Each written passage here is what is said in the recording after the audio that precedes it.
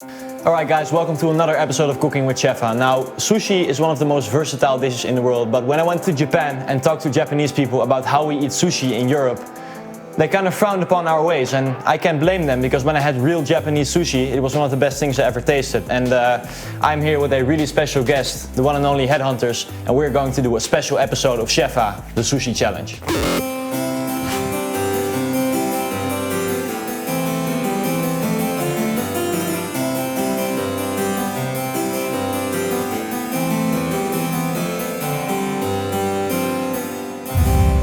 Okay, so as you can see, this episode is a little bit different because we have such a special guest. I wanted him to be involved in the cooking process, and the thing we're going to do here is something I've only did once in my life, and I think it's your first time, right? It's my very first time. Okay, so basics first. This is your mat, and this is your piece of nori, which is a kind of dried seaweed product. I think you might recognize it from when you've had sushi in a restaurant. Obviously, yes. It's the thing that covers the rice. Now, what you do first is you grab the bowl of rice. It's already seasoned. So, by the way, very important, guys. If you cook sushi rice, season it with vinegar, rice vinegar, sugar, and salt, and then you have the perfect texture and taste. But for this instance here, just grab some with your hand and just lay it on top of the nori like so, until you have covered the entire piece of seaweed. And then you can obviously put your fillings in and roll it up. All right, so why don't you grab a hand of rice and try some. It's pretty sticky, so if your hands are full or sticky, you can just put them in water and wash them off a little bit. Okay. It's very starchy rice, so it'll stick to everything. Okay, and how thick does it have to be? I like to do it as thin as possible, but it depends on how much carbs you want to consume today. Okay. How are your carbs today? I don't have ketogenic rice, but I'm on a low carb diet myself, so are you? It's pretty. I made 2 exceptions for the shooting of this show, but. You know? Yeah, I mean, I was... You're still dieting? No, I'm not. Actually, at the moment, I'm taking it pretty easy with my food intake, just doing it by feel. Yeah. Normally, I'm pretty strict, but... yeah, you can't always be, just like... Yeah, and that's something I've noticed because I've been on some pretty strict diets for, I think, since October last year. Yeah. And it is tough, man, but yeah. You start to appreciate food on a whole different level. That's why I still like cooking, because I can make my restaurant favorites with, some ingredients that maybe Absolutely. It are makes not you as very fat. grateful for the fact that you're even able to eat something. And when I do eat out, but like I must go say all the way, that man. at some point in my diet, I went so deep into it that You lost the will I think to live. like for 3 months after that, I was still not recovered from it. I was like I could only sleep like 5 or 6 hours a night max. Yeah. My body was just in survival mode, and I was trying to maintain this like really low body fat. But in the end, I was like, okay, this is just not worth it. Yeah.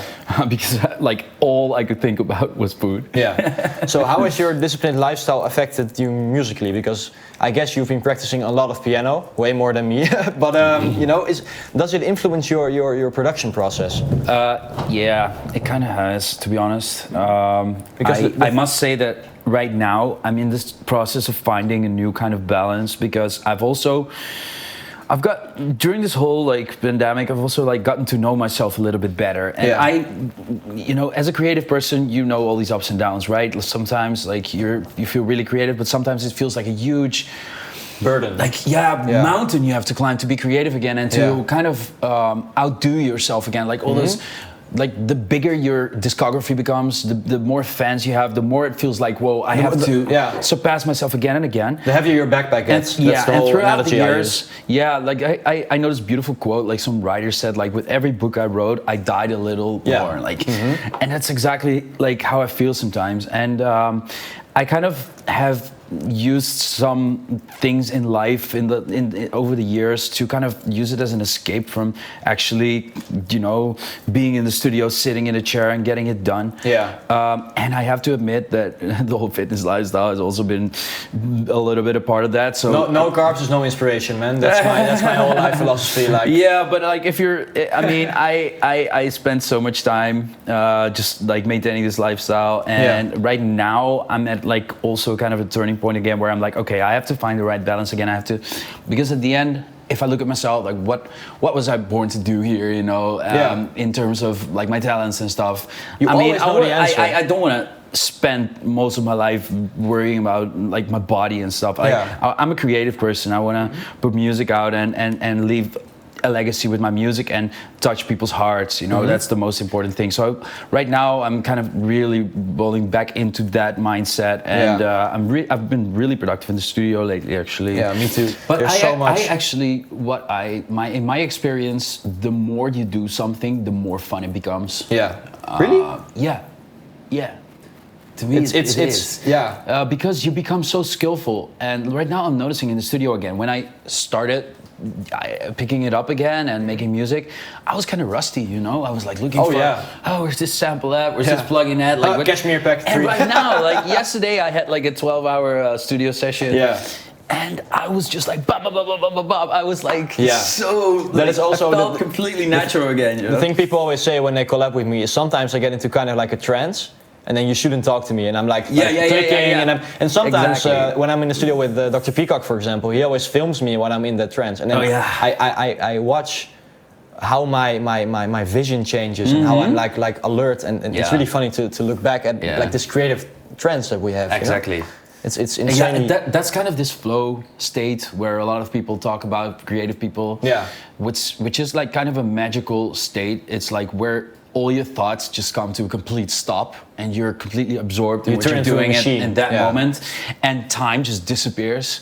It's like I spent 12 hours and it felt like it went by like, you know? Yeah, that's how I never became fat in the festival season. Like I always ate like a lot during the weekends. I had like room service and stuff, and then throughout the weekdays when I was in the studio, I was in this trance, and I ate once every 10 hours or something. So same for me. Like I forget to eat when I'm in that creative process, and I forget to drink. Yeah, and then I get a headache, and I'm like, oh yeah, what have I been doing for the past? It's like you don't want to 10 hours? stop for anything. You know, you just want to keep going. I mean, like in a studio session like that, I'd take maybe like 2 small breaks or something. Yeah, that's exactly. I need to go. I even forget that I need to go to the toilet. Yeah, me too. And then when you do go with my legs crossed, you know. But when you do go, it's like this huge relief. But you never felt the tension building up inside. By the way, before we start to talk about bladder stuff, this is these are the fillings. So you can just grab if you want a piece of salmon. I can give you a piece of salmon. I'm gonna watch you do it first because All right, let's grab the best piece of salmon here. Then you just lay it in like this, and then you take, the fillings you want. So maybe you want some avocado in there. Okay, then you're gonna go with salmon, and I'm gonna do the tuna. Yeah. All right. Tuna avocado.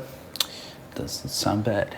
All right. So speaking about the whole music flow discipline thing, now that you are a bit more into music theory, like I'm the biggest music theory nerd there is. Do you notice you are producing differently because you know which chords you need to use, you know what works, you know your authentic cadence? No? Yes. Yes. Absolutely. Oh, you do. Yes. I think sometimes it becomes a bit of a burden, right? Like there's something that sounds better, but then there are like parallel fifths, or there are things that shouldn't be there. But you're like, I want to do this. I mean, I'm not at that stage yet. I mean, I think you are much deeper into music theory still than I am. I'm still learning a lot. But up until now, it's just been expanding my horizon in terms of possibilities. Like it's like seeing the Matrix, you know? Like, oh my God, you can do this, you can do that. Yeah. All right, so I think it's time to roll. Okay. So you just take your mat. Time to roll. Okay. And very important, don't take your nori because it'll break. Okay. But you have your fingers on the nori. Oh. Nice.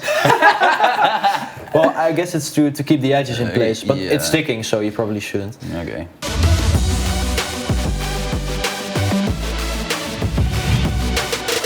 Look. The rice stuck. I missed it. Lift the mat up. Like this? Yeah. And then let go of the nori now, because now you can let gravity do the work.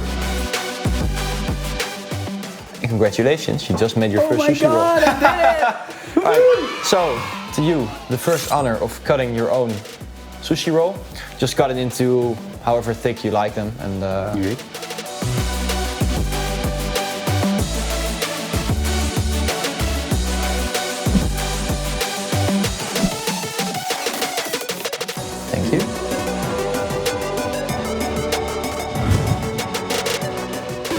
Okay, so I think it's time to taste. Yeah, so, let's do this. Japanese people, at least I can hold my sticks. I probably don't eat like a proper. Well, wait until you see Boss noise controllers eat sushi. Yeah? I had the best laugh of my life. He like takes a piece of sushi and he starts like a fork and a knife. He starts cutting it like this. No way. Yeah. All right, let's go. Okay.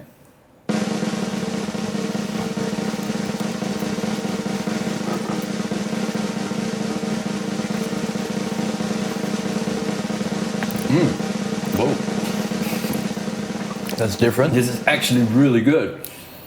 Wow. The rice is a bit mushy, but I don't really mind. Like, Yeah, but I actually really like that. Yeah? Yeah, I almost prefer this over like really dry, really dry rice. Yeah. Sometimes the sushi rice is just like too dry, but this is like super creamy. I love it. It's almost like a risotto texture or something. Yeah. Probably gonna get killed by saying that. But Banned from Japan. oh man, no visa anymore. Oh shit. Wait, this one is a bit handicapped. It's actually really funny because I went to this like little Japanese bar to eat authentic sushi. Yeah.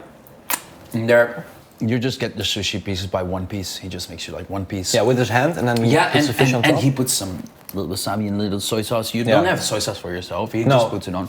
Yeah. And you can just eat it with your hand. They don't even use sticks, you know. I went to that sushi bar, that type of sushi bar on Tokyo Airport.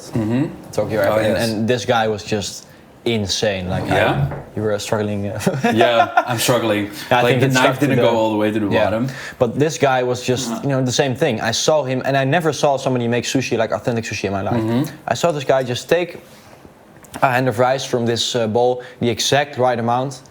He just did this without looking, exact shape. Then he put the fish on top of it.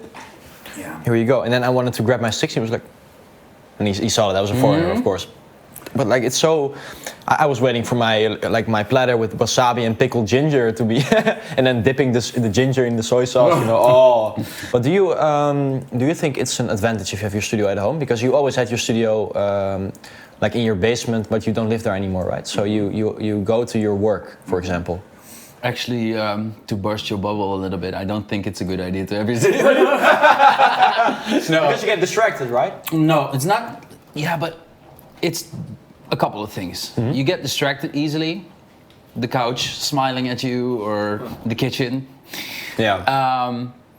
But also, especially during these times when we're all at home, I just Lethargic. went crazy being so much at home. Yeah. Not having any separation between my work days, being free. When I get back from the studio and I get home, I'm happy to get home, and it's just like when I let go of everything. There's a black and white, there's a yin and a yang. But Now it's just gray. Exactly, it's gray, and Yeah. that's how how I had been feeling when I was not going to the studio and just doing something from home. Yeah. I felt like I had no clarity anymore. Everything was just one big blob of making music. Yeah, and doing other things.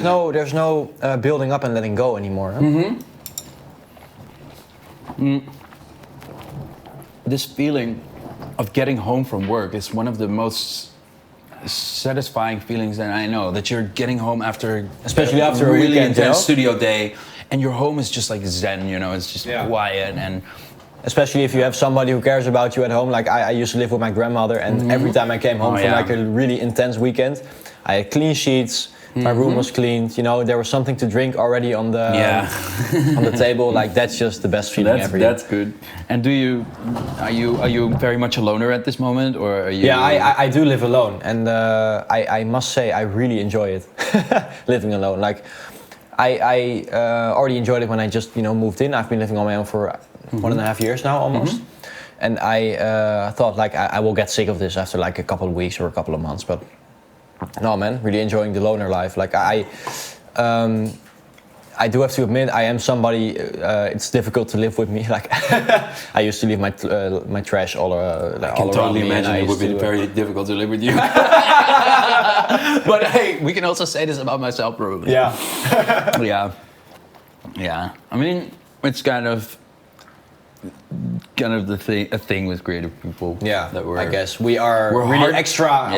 in some areas, and in some areas we're just lacking. Yeah. Like we are not made to do dishes and to do it. That's a very nice excuse there. But Yeah, man. Yeah. Yeah. But yeah, I can imagine that. Just looking at myself, that it's sometimes hard for people to communicate with me or to just get me to do things Yeah. or make come to agreements, or because I can be so Me just too. in my own like bubble headspace. And Q-dance, I'm sorry. But yeah, anyway, it's I can see like creativity goes before Yeah. business for me. It's number one. yeah, it's true. But for me, over the years, Needs to I'm be- a little bit older than No, you. but yeah, exactly. And I do find that part of becoming more mature. You're gonna have You to have to face think about it it, one yeah, day, and you're of gonna course. have to if you want to have a pleasant life with the people around you, you're gonna have to also get Have to know your stuff yourself. together. It's like create Yeah. some self-awareness and work on those things, because I don't want to walk around in life just like frustrating the hell out of people all the No, time. that is I wanna, true. I want That to be is at true. peace with myself and with the people around me. That is true. You live a way more fulfilling life, I guess. Yeah, I guess so. But we are social beings, but sometimes I tend to forget that. But yeah, it's been a pleasure eating the sushi with you. I really hope you enjoyed it, and I think you did very well for a first try. It was way better than my first try. But you had somebody. So do you think I have some hidden talent going on here? Cooking, of course, man. Yeah, I mean, when you were cutting the vegetables when I cooked at your house, perfect Really? dice. Okay. Perfect, Julien. Well, Anyway, guys, after discovering Headhunters, his new secret talent, we're gonna have to let him go. Thank you so much for watching this new episode of Cooking with Shefa, and I'll see you guys next time.